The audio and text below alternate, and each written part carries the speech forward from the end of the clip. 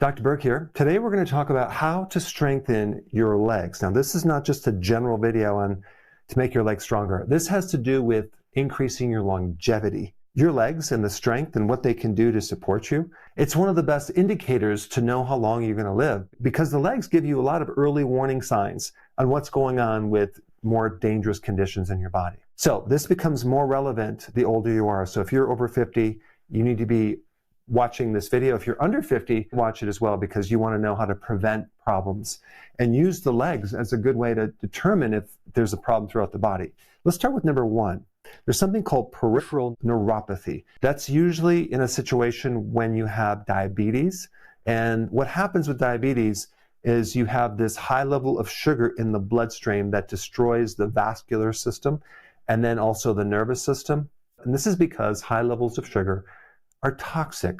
Now, the reason why people with diabetes start to get numbness or pain or tingling or burning in the bottom of their feet first, sometimes in their fingertips, is because of this. You have this super long nerve, and the further that nerve is away from the heart, the more it's going to show up as a problem because it's getting a little less oxygen, blood flow, and nutrition compared to tissues that are closer to the heart. When you have this peripheral neuropathy, which is on the bottom of your feet, you have to realize what's going on. This is a blood sugar problem. Probably you have either prediabetes or diabetes. And normally the body has a very tight control over blood sugar. Like normal sugar in all of your blood should only be 1 teaspoon of sugar. And if you include all the starches, you're talking between 50 to 100 teaspoons of sugar, including the hidden sugar as well, that are going through your body. And so if normal blood sugar is 1 teaspoon, you can imagine what all that sugar is doing to the arteries and what your body's doing to remove that sugar. It's removing it like crazy with a vacuum cleaner called insulin. And so normal sugar is 1 teaspoon, but diabetes is only 2 teaspoons of sugar. And so what does all that mean? It means that the body doesn't like sugar in the blood, so it's going to remove it. But when you have 2 teaspoons of sugar, you have a problem with insulin. Either there's so much resistance with insulin, it can't really work anymore, or the pancreas is so exhausted, it's tired, it can't put out as much insulin. You no longer have the vacuum cleaner to suck it out, so the blood sugar goes high.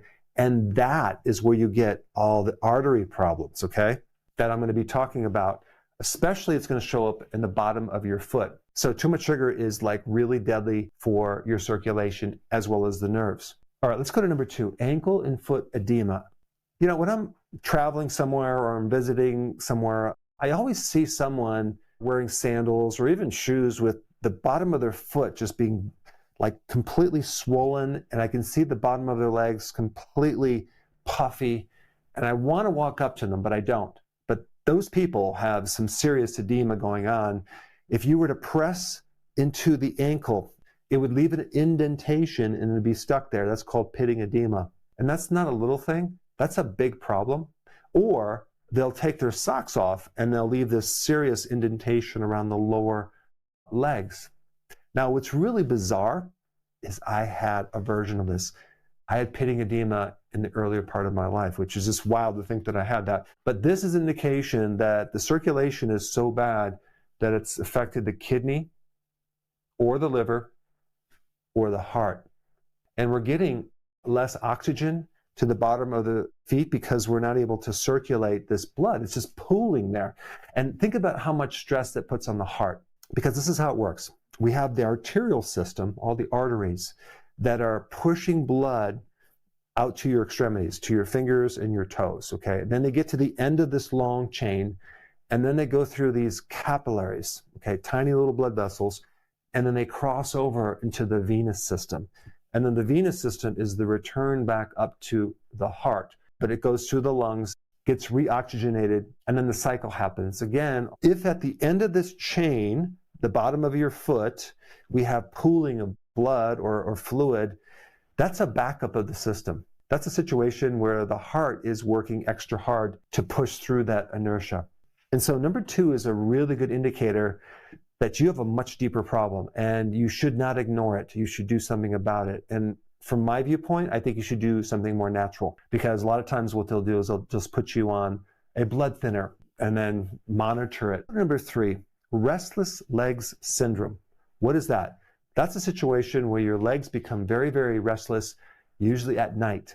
I had this condition. It was driving me crazy. I would get up at 4 o'clock in the morning and just have to pound my legs because they had so much energy in them. I could not relax. I couldn't sleep. Little did I know, the diet is responsible for this. If you consume way too much sugar and starch, I was doing a lot of ice cream, I was doing alcohol at the time, what happens is it really depletes certain vitamins, and it actually causes you to build up too much lactic acid, which creates kind of a cramping sensation and just a lack of circulation. Little did I know, there's a couple remedies for this. Number 1, change your diet. But the other thing is to take vitamin B1. B1 is a great solution. Also magnesium. Both of those in combination counter the effect of this high sugar diet. But you have to realize what created the deficiency in the first place with B1 and magnesium. It was the high refined carbohydrate diet. So both of those actions, change the diet and take this nutrition to resolve this. The problem with restless leg syndrome is that it keeps you up and it keeps you from sleeping, and that lack of sleeping shortens your lifespan. There's a massive connection with a lack of sleep, increasing your risk of heart attacks, strokes. It puts you at risk for diabetes because it increases cortisol. Other than that, you're totally fine with number 3. Let's talk about number 4, deep vein thrombosis. Thrombosis is like a blood clot. One of the dangers for this is a clot breaking off from your legs and going up into the lungs. That's not good. It can actually kill you. Over 90 to 95% of all heart attacks and strokes are a clot, more than this plaquing that builds up in the arteries. So this is something to pay attention to, and it's something that's really important because there's certain things in your body that will increase your risk of getting a clot. And I'm going to cover those in the second part of this. But 2 things, stress, and then we come back to this high carbohydrate diet again. Let's go to number 5, peripheral artery disease. This is artery disease that is not necessarily around the heart, it's in other places in your body too. And so we have atherosclerosis, hardening of the arteries that go beyond just like the coronary artery of your heart. And I'm going to get into a bit more on what to do about that, but the inside of your artery has this single layer cell called the endothelial layer of tissue. And it's a very key, important tissue to keep healthy. Because if you don't, it's going to create a constriction. You can create hardening of the arteries. You're going to create arteries that are more rigid. You're going to start creating inflammation. And then the body's going to come in with a Band-Aid and try to heal it with plaquing. That's the Band-Aid in there. But also the bigger issue is the clot formation, and that can actually break off, go into the brain, and create a stroke. So a lot more people die of clots. But with this situation, we're talking about more plaquing. Let's go to number 6, chronic venous insufficiency. When we're talking about the veins, we're talking about a pooling of blood in the veins.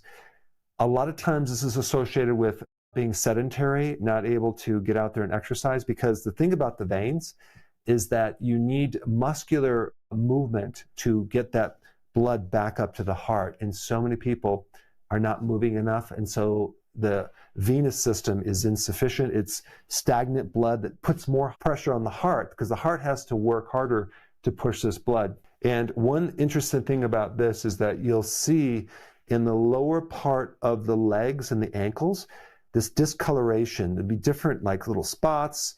You'll see more of a browning effect. You'll see hair loss. You'll see thinner skin. You're going to definitely see pitting edema. But what's happening is we're getting a lack of oxygen in the lower part of the legs, and this can shorten your lifespan. Okay, and then number 7, we get sarcopenia. This is age-related muscle loss. It's one of the top predictors of mortality when you get older, just by losing muscle, because your muscle is a very important metabolic organ. You have a lot of mitochondria, that's the energy factories in there. It helps you burn off sugar. And so when you lose this muscle, you lose a very important buffer for living longer. And so this is a combination of course, aging, poor diet, lack of the cofactors, especially magnesium and vitamin D and zinc. but also having more of a sedentary lifestyle. But it's a combination of animal protein and exercise that helps you retain and maintain muscle. But I'm telling you, as you get older, you should learn from the mistakes of others and do whatever you can to maintain a consistent exercise program as you get older and have a goal of becoming more fit every single year because you're going up against aging. But what you want to do is you want to build up like a buffer or an extra reserve of fitness that will compensate for this aging process that everyone has to go through and hopefully maintain as much muscle as you possibly can as you age. Let's first talk about type 2 diabetes. That's relating to that peripheral neuropathy that I talked about, but it's also related to a lot of the other things that I talked about, because the more problems you have with your blood sugar, the more you're going to have problems with the inside of your arteries. And it's just bizarre to me that when you go to the doctor and you get diagnosed with diabetes, you are not instantly told to get on a low-carb diet. Instead, you're told we're going to manage your blood sugar, and we're even going to give you some glucose pills. If your blood sugar goes too low, you take these sugar pills to maintain it. So it's all about managing the downstream effects of this underlying root cause, which is basically eating too many carbs. I mean, I don't want to get sidetracked, but I will say that I don't know if this is intentional. It probably is. Everything in medicine is so siloed. It's so intentionally keeping the cause and effect relationship from being found out about or hidden. We silo doctors. They're highly specialized in this and this and this, but we're not connecting the dots between those silos. And the whole system is set up not to look at root causes. They don't look at lifestyle factors. They're managing the downstream effects. And even in research, right, everything is like, well, there's an association. They can't be too positive on this causes this, or they'll say, let's do a screening for early detection so then we can get you on medications earlier. There's really no prevention going on, unfortunately. But with type 2 diabetes, you must attempt to go on a low-carb diet and do intermittent fasting, 2 meals a day or even 1 meal a day. Why? Because there is hardcore research to show that you can reverse type 2 diabetes in 10 weeks if you go low carb. But that's only one thing you can improve. You can also improve fatty liver, you can improve your arterial system, you can improve the circulation of your legs, and definitely this peripheral neuropathy. 2 remedies that I recommend if you have peripheral neuropathy, which will actually help heal the nerves on the bottom of your foot or the fingertips. Benfotiamine is one. If you buy some benfotiamine, just take 4 pills, spread out through the day. It works like a charm. And then alpha-lipoic acid. Both of these are miraculous as far as helping you reverse peripheral neuropathy. Now, of course, you want to get to the root cause too. You want to fix the diet as well. Let's talk about the lymph system and the veins. So most people that are sedentary are going to get a pooling of fluid in the lower extremities in their legs because the heart doesn't necessarily push the venous supply. That happens with exercise or movement. But there's a really cool muscle. It's called the soleus. That's part of the calf muscle. This muscle is very, very unique. And there's a gentleman who actually came up with the soleus push-up. This is something that anyone can do, especially if they're sedentary or they do a lot of sitting at the computer. You could literally do a soleus push-up and create dramatic effects on your blood sugar and also on your circulation, because you can actually push the blood back up to the heart and take the stress off the heart. So it's like a second heart in your calf. What's unique about this muscle, the soleus, is it doesn't get tired. It has incredible endurance. It's very efficient. And I highly recommend you do it when you're sitting. I'm going to show you a video right now more on the person who actually developed this so you can understand how to do it. I want you to picture your ankle joint. Sometimes this is where it's good to have a friend who might put their hand both on the top of the foot and on the front of the ankle, right where the ankle is straightening up. So if you picture the foot and the ankle coming together, what you're really doing is you're just straightening that joint. You're straightening it out. And so that's the motion that you should think about, okay? That'll help you avoid a lot of mistakes that we'll talk about later that I see some doctors putting videos up for their patients or doing incorrectly. All right, and so the next point is that as you do that, picture that you're lightly pressing against the ball of the foot, which is where the toes insert into the foot, that MTP joint. Just press lightly as you're straightening up that ankle. That's a good thing. You don't want to press too hard, otherwise you'll start to use your upper leg muscles. We want all of these muscles in the thigh completely relaxed. Then the next point is that you want to do a smooth dynamic motion. The rate can vary quite a bit. But what we really want to think about is move it such that you're going in a fluid motion like I'm doing here with my leg. It's just going up and down, up and down. Very smooth, fluid motion, okay? Don't jerk it, okay? You don't need to jerk and pause. Again, there's some points that we'll talk about later. One last thing I want to mention about the muscles. Your muscles in a rest position only consume 15% of the energy. Your brain consumes 20% of the energy in a resting state. And so if you're more sedentary and you're eating a good amount of calories and you're thinking, oh, my muscles are going to burn these off, it's only going to just tap into a small percentage of that energy. Well, 15%. This is why it's so important to exercise on a regular, consistent basis. Let's talk about sarcopenia for a second. This is a condition as you get older where the muscles start getting smaller and smaller and smaller and you get weaker and weaker. There's an interesting test. It's called a sitting rising test. And I'm going to show you a video on this in a second, but this is a test that's linked into longevity. And after you watch the video, I'm going to see if you can do this. I would recommend doing it on a surface that's not too slippery, but you're basically going to go down on a sitting position and then you're going to try to stand up without using your arms. So let me just show you how to do that right now. However, is there value to being more graceful on getting up off of the floor? Absolutely. It's an indicator of having good, just strength in general, but especially your core and hip strength. So here's what they recommend, and I'll just kind of show you is a starting point to get up off the floor without using your hands or coming up to your knees, crisscross the legs, and can you just sit down first? How far can you sit down? Can you come up here? And then what they want you to be able to do is can you cross under and then maybe you give a little bit of a push or a little bit of a swing forward, but can you come up there without using your hands? So let's tackle that part first. If that's a complete chore for you, probably just practice just squats. How far can you take your squat down? Can you go into what they call an Asian squat, sit down real deep in through here? Maybe keep your hands and your knees connected. I like to push my hips back.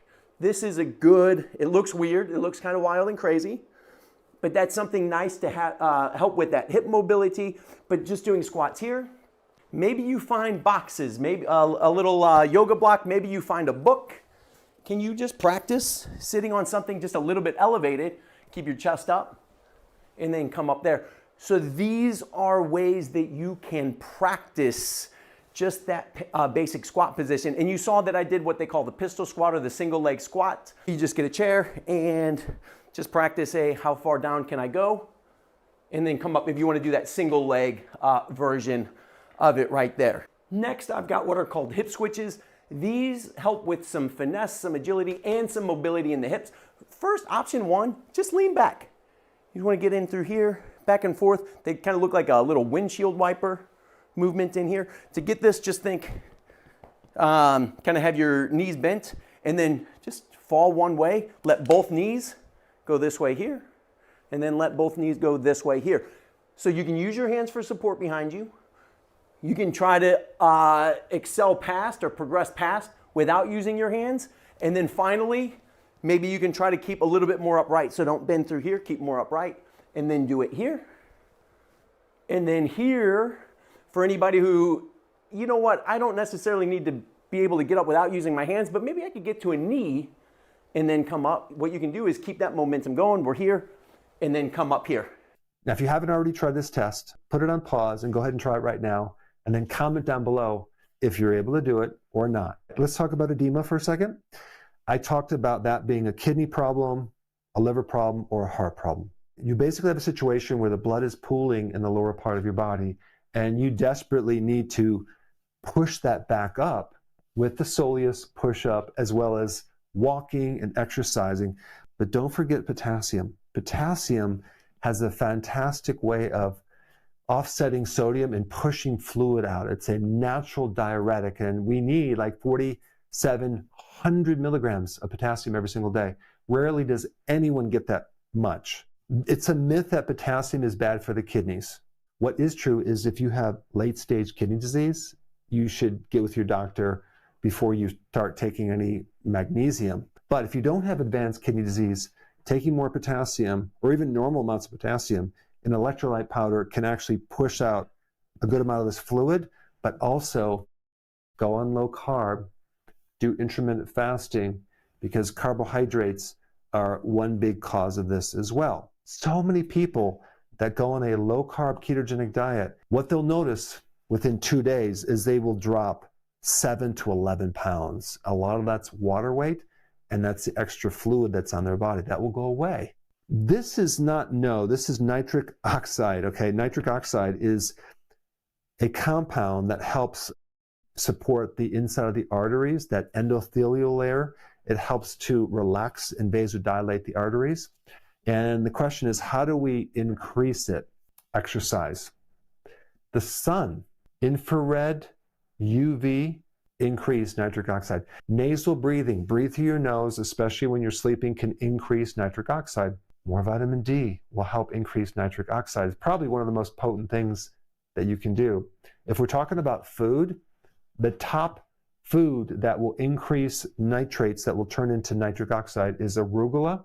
That's the type of salad that I consume, and also beets. I take an organic beet juice powder, and I actually put it in cacao, okay, raw chocolate powder, and I mix it in some raw milk a little bit about 2 hours after I drink coffee in the morning, because that cacao has polyphenols, okay, right here, that greatly increase nitric oxide, and I just combine it with the beets. It's a real interesting flavor. I like it, and if you put it in water, it's a little bit more nasty, and in raw milk, it seems to work out great. And I also put it in the blender to blend it up really nicely.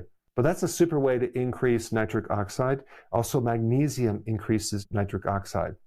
The things that decrease nitric oxide: smoking, pollution, stress, being too sedentary, alcohol, refined carbs and sugar, PPIs, that's an antacid, and also mouthwash. All right, next thing, I already talked about this several times: regular, consistent exercise. Let's say, for example, you're a procrastinator, or let's say you don't have time to exercise. Micro exercises, very short exercise throughout the day, even if it's like 1 to 2 minutes, can actually be equivalent to a longer period of exercise. So just do as much as you can. If you have a choice between an elevator and walking the stairs, run up the stairs. If you're on the computer a lot, take frequent breaks and go do some type of short exercise. It's accumulative, but I want you to really start increasing the amount of motion you put in your body. And of course, pair that with a good amount of sleep, because we want to recover from the exercise. Now, if you are over the age of 50, I briefly mentioned sarcopenia. I have a much more thorough video on this. I think it would be very beneficial for you to watch. I put it up right here. Check it out right now.